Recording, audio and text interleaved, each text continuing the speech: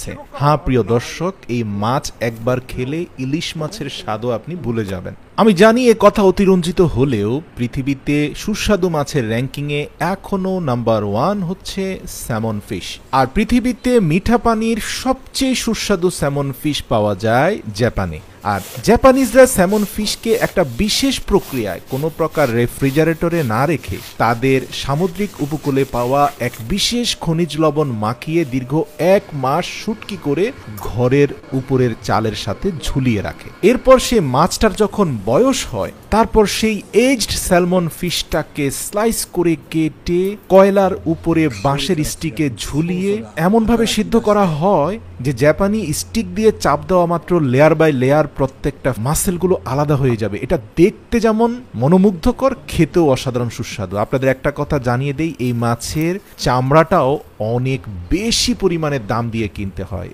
Salmon ফিশের চামড়া আলাদাভাবে কয়লার আগুনে হালকা করে পুড়িয়ে মানুষ খেয়ে থাকে, কারণ এটা থেকে এমন একটা স্মেল বের হয় যে গ্রানটা আপনার পুরো ঘরে ছড়িয়ে পড়বে। তো এই সল্টেড এজ স্যামন ফিশটা তৈরি করার যে সংস্কৃতি সেটা অন্তত 1000 বছর পুরনো, এবং এটা পৃথিবীতে শুধুমাত্র আপনি জাপানেই পাবেন। এই যে জাপানের মোরাকামি সিটি যেখান থেকে এই ভিডিওটা আপনাদের দেখানো হচ্ছে, পৃথিবীতে শুধুমাত্র এই শহরেই এই মাছের বিশেষ শুটকিটা তৈরি হবে, অন্য কোথাও হবে না। মোরাকামিতে ফেব্রুয়ারি এবং মার্চ মাসে একটা বিশেষ আবহাওয়া অতি প্রাকৃতিকভাবে তৈরি হয়, আর ওই সময় খনিজ লবণ মাখিয়ে এই স্যালমন ফিশগুলোকে বৈজ্ঞানিকভাবে প্রস্তুত করা একটা ঘরের উপরের সিলিং এর সাথে ঝুলিয়ে দেওয়া হয়, এবং টানা 2 মাস মোরাকামি সিটিতে প্রবাহিত ওই বিশেষ বাতাস লেগে এই মাছটা অত্যন্ত সুস্বাদু হয়ে যায়। পৃথিবীর অন্য কোনো দেশে আপনি একই প্রক্রিয়া অনুসরণ করে এত সুস্বাদু স্যালমন ফিশ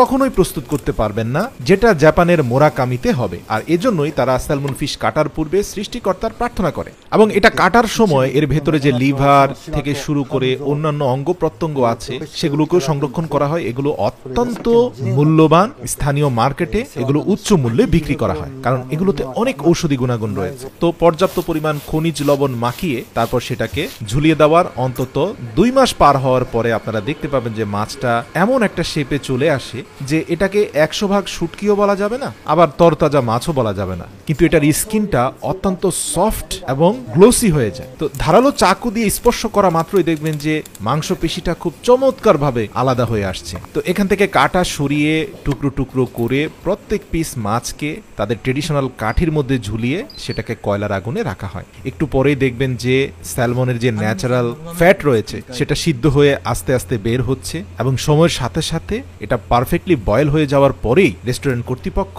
এটাকে বিভিন্ন রকমের সুশি থেকে শুরু করে স্যালাড অথবা স্যুপের সাথে অথবা রাইসের সাথে পরিবেশন করে থাকে। এই যে স্যালমনের চামড়াটাকে দেখতে পাচ্ছেন প্রিয় দর্শক, আলতো করে কয়লার আগুনে রাখা মাত্র সেটা সংকুচিত হয়ে গেল, আর এটা কয়লার আগুনে রাখার পরে পুরো রুমে স্যালমনের যে একটা স্মেল বা গ্রান ছড়িয়ে পড়ে সেটা খুবই অসাধারণ। তো স্টিকি রাইসের সাথে বয়েল করা স্যালমনটাকে উপভোগ করে, তবে সবচেয়ে সুস্বাদু হয় এটার সাথে যদি স্যুপ স্টোক দেওয়া হয়, মানে স্যালমনের একটা স্টোক আগে থেকে প্রস্তুত করা হয়, সেটা ভাতের সাথে মাখিয়ে স্যুপ বানিয়ে খেতে সবচেয়ে মজা। এছাড়াও স্যালমনের একটা ফার্মেন্টেড সুশি রয়েছে যেটা দীর্ঘ 1 থেকে 2 মাস ব্যাপী বানানো হয়। মানে এই মাছের শুটকিগুলোকে টুকরো টুকরো করে জাপানিজ ট্রেডিশনাল বাঁশ পাতা একটা ড্রামের নিচে দিয়ে বিভিন্ন রকমের ক্যারট, ডাইকোরেশ থেকে শুরু করে তাদের ট্রেডিশনাল যে ভেজিটেবল সেগুলো দিয়ে তার সাথে স্যালমনের ডিম দিয়ে পুরো ড্রামটাকে সিল করে 1 মাসের জন্য রেখে দেওয়া হয়। তো শুনে হয়তো ভাবছেন যে 1 মাসে তো এই খাবার পচে যাওয়ার কথা, কিন্তু এটা পচে না, বরং এটাতে একটা বিশেষ ফ্লেভার যুক্ত হয়, আর এটা জাপানিজদের কাছে খুবই জনপ্রিয়। তবে ফুড নিউট্রিশনিস্টরা গবেষণা করে দেখেছেন